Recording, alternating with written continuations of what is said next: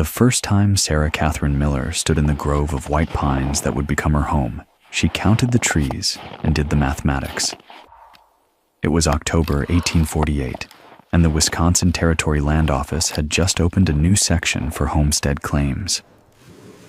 Sarah had traveled 3 weeks by wagon from her sister's house in Ohio, bringing her 7-year-old daughter Emma their few possessions, a deed to 40 acres of timberland, and a plan that everyone said was madness. "You can't build in a pine grove," the land agent had told her. "You have to clear the land first. That's how it's done." But Sarah had been watching how things were done her whole life, and she'd noticed that conventional wisdom often served convention more than wisdom. She stood now in the center of the grove, Emma's small hand in hers, and looked up. 8 massive white pines formed a rough circle, their trunks thick as barrels, rising 50 feet before the first branches spread. The trees were spaced 12 to 15 feet apart, close enough to provide shelter, far enough apart to allow movement and light. "Mama?" Emma whispered, awed by the cathedral-like space. "They're like walls already." Sarah squeezed her daughter's hand. "That's exactly what I was thinking." Here was what Sarah saw that others missed. Those 8 trees represented months of labor already done. To clear this grove would take weeks of dangerous work, felling trees that could easily kill you, removing stumps that fought like they were rooted to the center of the earth. And for what? To build walls to replace the natural windbreak you just destroyed? The pines were positioned almost perfectly. The trunks on the north and west, where the worst winter winds came from, stood closest together. The eastern exposure had a natural gap that would catch morning sun. The southern side opened slightly toward a small creek, barely visible through the undergrowth. Sarah had learned about trees from her father, who'd been a timber surveyor. She knew white pine, straight-grained, workable, resistant to rot, abundant in this territory. She knew these particular trees were old growth, probably 200 years standing, which meant they'd weathered every storm Wisconsin could throw at them. More importantly, she knew log cabin construction. Her late husband, Thomas, had been a builder before the cholera took him, and she'd been his constant helper. She knew how to notch logs, how to chink gaps, how to raise walls, how to set a ridgepole. She'd held timber steady while he worked, mixed clay and moss for chinking, cut shakes for roofing. What she'd never done was build a cabin alone, but she'd also never had a choice. The mathematics were simple and brutal. Winter was 6 weeks away. She had enough money for supplies, but not labor. She had knowledge, but not strength. She had a 7-year-old daughter who needed shelter before the snow came, and she had 8 perfect trees already positioned like the bones of a house waiting for flesh. "Emma," Sarah said, still looking up at the pines, "what if we built the cabin here, right here in this circle?" Emma looked around the grove, thinking. She'd inherited her mother's practical mind. The trees would keep the wind out. They would. And we wouldn't have to cut them down. We wouldn't. But Mama, how do we build walls between trees? Sarah smiled, very carefully, and starting tomorrow. She spent that first day planning while Emma gathered kindling. Sarah walked the circle, measuring distances between trunks with a knotted rope marked at 1-foot intervals, a surveyor's tool her father had taught her to make. She noted which trees stood straightest, which had the best positions, which gaps would be easiest to span. The cabin would be small, 12 feet by 14 feet. But that was all they needed. The north wall would span between 2 trees spaced 11 feet apart. The south wall, 14 feet. The east and west walls would connect them. She'd build the actual log walls in the gaps, using the trees themselves as corner posts. It was unconventional. It would require precise measuring and custom cutting. but it would save her weeks of work and give them something no cleared land cabin could provide: a structure already braced by trees that had stood for 2 centuries. Sarah knew the risks. Building between living trees meant accepting that the trees would continue to grow, continue to move with the wind, continue to respond to seasons. Her walls would have to accommodate that movement. She'd have to leave careful gaps, use flexible chinking, avoid building anything so rigid it would crack when the trees swayed in storms. But she also knew the advantages. The trees would break the wind before it hit the cabin walls. Their deep roots would prevent soil erosion around the foundation. Their canopy would shed snow and rain, reducing the load on the roof. In summer, they'd provide shade that would keep the cabin cool. Most importantly, those 8 trees represented structural support that would cost her nothing. Every tree trunk was effectively a massive corner post, perfectly vertical, anchored deep in the earth, stronger than any timber she could cut and set herself. The mathematics of labor were compelling. Clearing the grove would take 3 weeks of dangerous work. Building the cabin with the trees as integral structure would take 5 weeks of careful but manageable construction. The choice was obvious to anyone willing to question convention. That night, they slept in the wagon under canvas, and Sarah lay awake planning. She'd need to cut and haul logs. She'd need to notch them precisely to fit around the tree trunks. She'd need to build walls that were both sturdy and flexible. Log cabins settled over time, and she couldn't let that settling split a wall built hard against a living tree. The next morning, she began. The first challenge was timber. White pine surrounded her. That wasn't the problem. The problem was felling trees safely with a 7-year-old nearby, processing logs alone, and moving timber that weighed more than she did. Sarah chose her trees carefully, looking for what her father had called widow makers, trees already dead or dying, standing timber that was technically firewood waiting to happen. These were safer to fell because they had no branches to catch and redirect the fall. They were also already seasoned, which meant they'd shrink less after being built into walls. She found a dead pine 50 yards from the grove, tall, straight, and dry. She taught Emma to stand well back and watch for the lean, that moment when a tree committed to falling, and nothing could stop it. The felling took 3 hours of steady work with a crosscut saw. Sarah had to stop frequently to rest her arms and sharpen the blade, but eventually the tree groaned, leaned, and crashed exactly where she'd planned. The sound echoed through the forest like thunder, and Emma cheered. Processing the log was harder. Sarah had to remove branches, strip bark, and cut the trunk into workable lengths. She'd brought a broad axe for the heavy work and a hand adze for finishing. Her hands blistered, then bled, then calloused. Emma helped where she could, gathering bark for kindling, stacking wood chips, bringing water from the creek in a wooden bucket. Sarah had sewn leather pouches onto Emma's small belt, and the girl kept them filled with the iron nails and wooden pegs Sarah would need for joining logs. Moving the logs was the hardest part. Each one weighed 300 pounds or more. Sarah couldn't lift them, so she had to drag them. She rigged a harness from canvas and rope, looped it under a log, and pulled. Her legs were stronger than her arms, and she learned to use her whole body, leaning into the harness like an ox in a yoke. Emma pulled too, her small hands gripping the rope, her boots digging into the forest floor. They moved timber together, 10 feet at a time, resting between pulls. It took them 2 days to drag 4 logs from the felling site to the grove. But they were learning. Sarah was learning how to use leverage, wooden poles as levers, rocks as fulcrums. Emma was learning patience and persistence, how to watch for dangers. how to contribute despite her size. By the end of the first week, they had enough logs staged near the grove to begin building. The actual construction required precision Sarah had never needed before.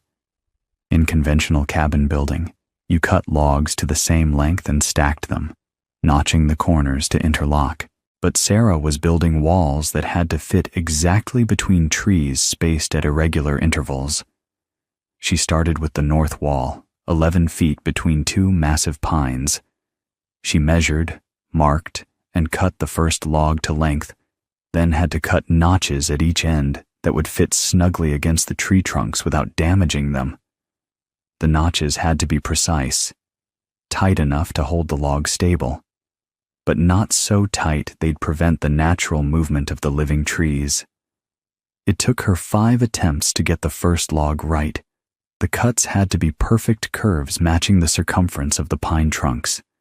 She worked with the adze, shaping the notch by hand, testing the fit, adjusting, testing again. Each failed attempt meant wasted time and wasted wood, resources she couldn't afford to squander. She learned to make a template first, wrapping canvas around the tree trunk and marking the exact curve, then transferring that pattern to the log end. It was slower, but more accurate, and accuracy mattered more than speed when every log had to be custom fitted. When the first log finally seated properly between the trees, held in place by gravity and geometry, Sarah felt a fierce satisfaction. The log spanned the gap like a bridge, solid and true. She'd worried that her plan was theoretical, that reality would expose flaws in her thinking, but the log fit. The concept worked. "It works, Mama," Emma said, and Sarah heard the relief in her daughter's voice. Emma had been watching her mother struggle with doubts neither of them voiced. "It works," Sarah confirmed, allowing herself a moment of celebration before adding, "Now we do it 99 more times." The second log went faster. Sarah had learned from the first, and she was developing an eye for the right curve. She'd also learned to cut the notches slightly loose, not sloppy, but with a 16th inch of play. This allowed the logs to settle and shift slightly without binding or cracking. She stacked the second log atop the first, notching both ends and adding a simple saddle notch at the midpoint to keep the logs from spreading apart. Traditional corner notches would have interlocked to prevent spreading, but Sarah couldn't use those. She had living trees instead of corners. The midpoint notch was her solution, and it worked. By the third log, she'd established a rhythm: measure, mark, cut, fit, adjust, set. Emma became essential to the process, holding the measuring rope, marking spots with charcoal, steadying logs while Sarah lifted them into place. The north wall grew one log at a time. After each addition, Sarah stepped back to check that it was rising level and plumb.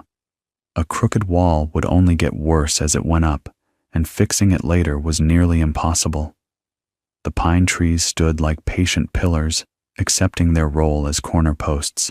Sarah had worried they might grow and split her walls, but she'd researched this. White pines grew slowly in girth, maybe an inch every 5 to 10 years. The cabin would settle and shift far more than the trees would grow, at least for the first years. She built the east and west walls next, connecting them to the north wall with traditional corner notches. These walls were shorter, 12 feet, and had to connect between the north wall trees and 2 southern pines. The geometry was tricky, but Sarah had always been good with spatial thinking. The walls rose slowly. 4 logs, 6, 8. Sarah worked from dawn until her arms couldn't lift anymore, which came earlier each day. Emma brought food, salt pork, cornbread, water, and Sarah ate without stopping, standing beside whatever wall she was building. They slept in the wagon, but each night the incomplete cabin walls stood a little taller in the grove, and each morning Sarah looked at them and allowed herself a moment of pride before beginning again. The south wall was the last and the hardest. It had to span 14 feet between two trees, and at that length, logs wanted to sag in the middle without support. Sarah had to calculate how to build the wall so it could support its own weight, plus the weight of a roof that didn't exist yet. She solved it with a center post, a thick vertical log set into the ground exactly at the midpoint of the wall. This divided the span into two 7-foot sections, which were much more manageable. She notched the wall logs so they rested on this center post as well as on the tree trunks at either end. It wasn't perfect, but it was solid. And more importantly, it was done. After 3 weeks of grueling work, Sarah had 4 walls rising 6 feet high, built between 8 massive pines, enclosing a space 12 feet by 14 feet that was beginning to look like shelter. Emma had worked every day beside her mother, and the 7-year-old had changed. Her hands were rough. Her legs were stronger. She could measure a log length by eye and be within inches. She knew the difference between a felling axe and a broad axe, could identify a good notch from a bad one, understood why logs had to be stacked with the bark side alternating up and down. "Mama," Emma said one evening as they sat by their campfire, "people are going to see what we built and think it's strange." "Probably," Sarah agreed. "Are you worried what they'll say?" Sarah looked at the walls standing among the pines, solid and improbable. "I stopped worrying about what people say when I decided to come here. Strange just means different. Different just means someone thought of something new." Emma nodded, satisfied. "I like our strange house." "Me too, sweetheart. Me too." The roof was the next challenge, and it brought problems Sarah hadn't fully anticipated. Traditional cabin roofs were simple. Lay rafters from one wall to the other, cover with split shakes or sod, and hope for the best. But Sarah's cabin had massive tree trunks interrupting the wall lines, and she couldn't just rest rafters on top of the walls. The trees stood higher than her walls by 20 feet or more. She needed a way to span the roof between the walls while working around the trees. Her solution was a compromise between conventional construction and innovation. She built a traditional ridgepole running the length of the cabin, supported by the trees themselves. She notched niches into the 3 trees that stood along the cabin's center line, just deep enough to hold the ridgepole steady without harming the tree's living wood. The ridgepole was the heaviest single piece of timber she'd had to manage. A straight pine trunk, 14 feet long and nearly a foot thick. Getting it up to the top of the 6-foot walls was impossible for Sarah alone. She built a ramp. It took her 2 days of work, but she constructed a sturdy inclined plane from log scraps and boards, rising from the ground to the top of the north wall at a gentle angle. Then she and Emma together rolled and pushed the ridgepole up the ramp inch by inch until Sarah could maneuver it into position. Securing it in the notches she'd cut into the trees required more problem-solving.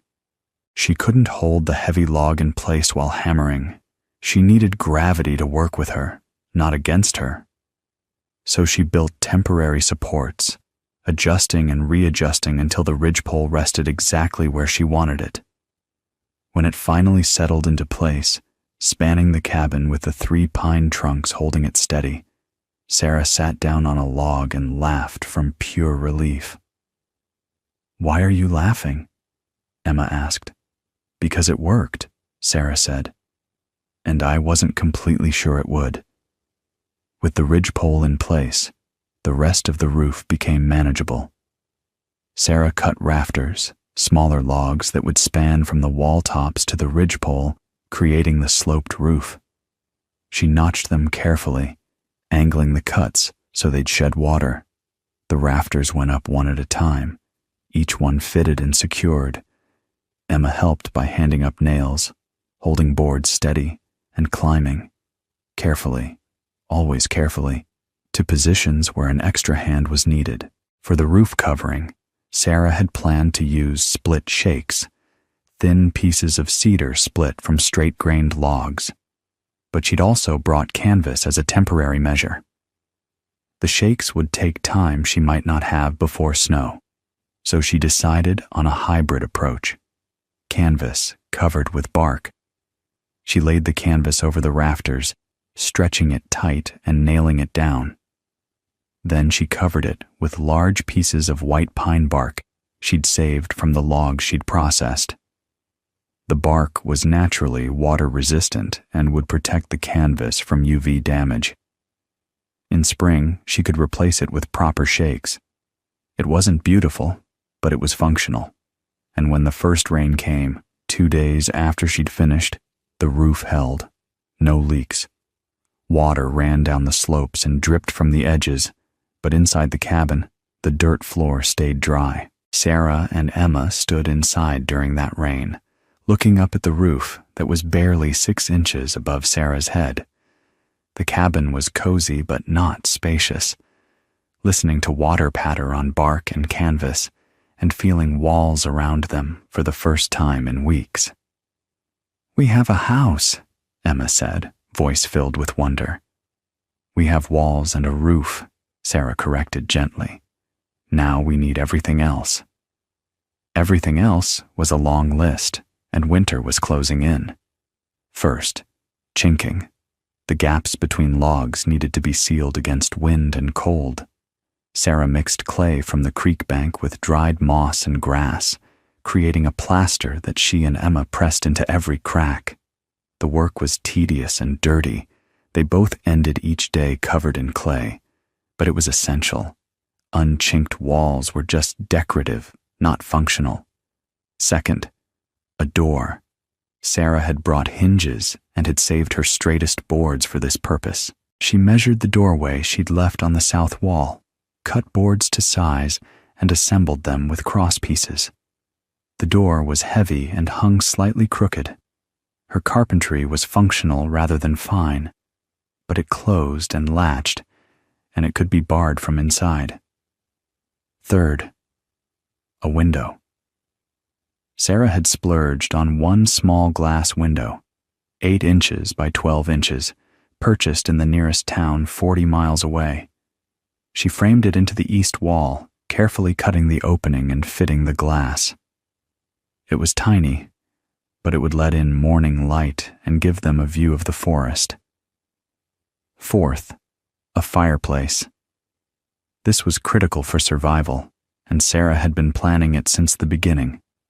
She'd positioned the cabin so that the northwest corner, the coldest, most wind-exposed position, stood very close to one of the largest pine trunks. She built the fireplace into that corner, using the tree trunk itself as part of the back wall. She built the firebox from clay and stones gathered from the creek. The chimney was the trickiest part. It had to rise through the roof without catching fire and had to draw properly, or they'd choke on smoke. Sarah built it from stones mortared with clay, making it as straight and tall as she could. The first fire was a test. Sarah lit kindling, watched smoke rise, and held her breath. The chimney drew. Smoke went up and out. The firebox radiated heat into the small cabin space. Emma clapped, and Sarah felt tears prick her eyes from relief and smoke in equal measure. Fifth, a floor. The dirt floor had sufficed during construction, but winter required something better. Sarah split logs into rough planks, puncheons they were called, and laid them side by side across the packed earth. They weren't smooth or even, but they were wood, which was warmer underfoot than frozen ground. Sixth, beds. Sarah built simple sleeping platforms along 2 walls, using techniques she'd learned from Thomas. The platforms were just wooden frames filled with pine boughs and covered with whatever fabric they had. Not comfortable, but better than the ground. Seventh, storage. Sarah built shelves, pegs for hanging clothes, a small table from split logs. Each addition made the cabin more livable. By mid-November, they had something that looked and functioned like a home, small, rough, but solid. The pines stood around it like sentinels. From outside, the cabin looked extraordinary. Log walls rising between massive tree trunks. A roof that seemed to float among the lower pine branches. Smoke rising from a chimney built against a tree. It looked organic, as if the forest had grown a house. From inside, looking up at the gaps where tree trunks pierced the space where walls and roof should be, it felt like living in a wooden cave, protected, enclosed, but still connected to the forest. Sarah had worried about those gaps, the places where trees came up through what should have been solid corners. She couldn't completely seal them without harming the trees or creating rigid structures that would break as the trees grew. Instead, she'd wrapped the base of each trunk with canvas and pine bark, creating flexible seals that would move with the trees. It wasn't perfect, but it worked.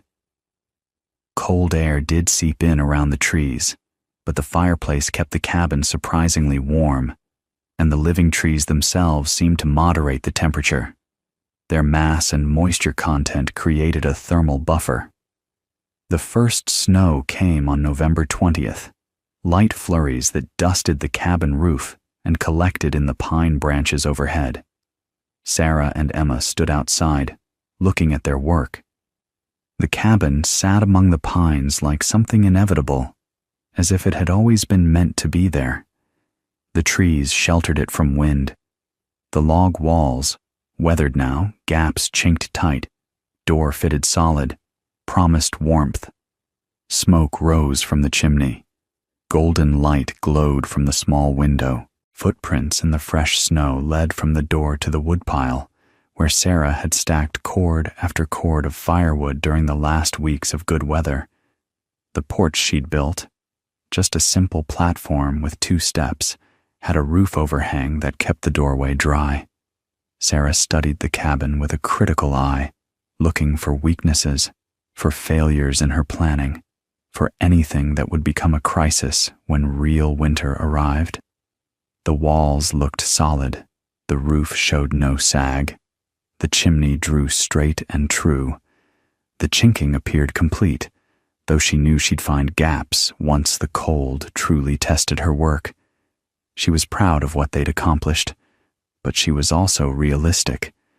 This was frontier construction done by a woman and a child in 7 weeks. It wasn't going to be perfect. There would be cold spots, drafts, problems they couldn't anticipate. They'd have to adapt, repair, improve, as they learned what winter in Wisconsin truly meant. But the fundamental structure was sound. The walls were straight and strong. The roof was weather-tight. The fireplace worked. The door sealed properly. They had shelter, and that shelter was good enough to keep them alive through whatever the territory winter could throw at them. "Mama," Emma said quietly, "are we done?" Sarah considered. They had shelter. They had firewood. They had supplies to last through winter. They had built, in 7 weeks, what usually took 3 men 3 months. "We're done enough," Sarah said. "The rest we can do while staying warm." That night, they slept for the first time in their own beds in their own cabin. The wind rose, as Wisconsin wine does in late November, but the pines caught and broke it before it reached the cabin walls. The fire burned steady. The roof held solid. Sarah lay in the darkness, listening to Emma's breathing from the opposite bed platform, and allowed herself to feel something she'd been too busy to feel during construction. Pride. She'd done it. They'd done it. Word of the cabin spread slowly through the sparse frontier community. By spring, visitors began arriving, curious neighbors, other settlers, the occasional surveyor or government man passing through. They all said the same thing. "You built in a pine grove. That's not how it's done. And Sarah would smile and say, "I know." Some came to marvel, some came to criticize, a few came to learn. A Norwegian family settling 10 miles north asked Sarah to help them position their cabin in a similar grove. She did, teaching them her techniques for notching around living trees, for using trunks as structural support, for building with the forest rather than against it. By 1850, 7 families in the region had built cabins in standing timber, using Sarah's methods. Each one was different, adapted to its specific grove and family needs, but all shared the same principle: work with what you have, rather than destroying it to build something conventional. Sarah's cabin became a landmark. The Miller Place, people called it, or sometimes the cabin in the pines. Travelers used it as a navigation point. Surveyors noted it on maps. Emma grew up strong and skilled, learning construction and carpentry from necessity and practice. By the time she was 12, she could fell a tree, notch a log, and build a wall. By 15, she was helping neighbors with their own building projects, earning money that helped secure their future. Sarah never remarried. She cleared a small garden plot, carefully, selectively, preserving the pine grove that sheltered her home. She kept chickens, grew vegetables, and survived the winters that took weaker households. She was known as competent, resourceful, and slightly eccentric. The woman who'd built a house in a tree grove when everyone said it couldn't be done. On winter evenings, when snow fell soft outside and the fire burned warm within, Sarah would sit in her small cabin surrounded by pine trunks that rose through the floor and disappeared into the roof space, and she would think about conventional wisdom and innovation, about what people said couldn't be done, and about the quiet satisfaction of proving them wrong. The cabin stood for 63 years, remarkably long for frontier construction.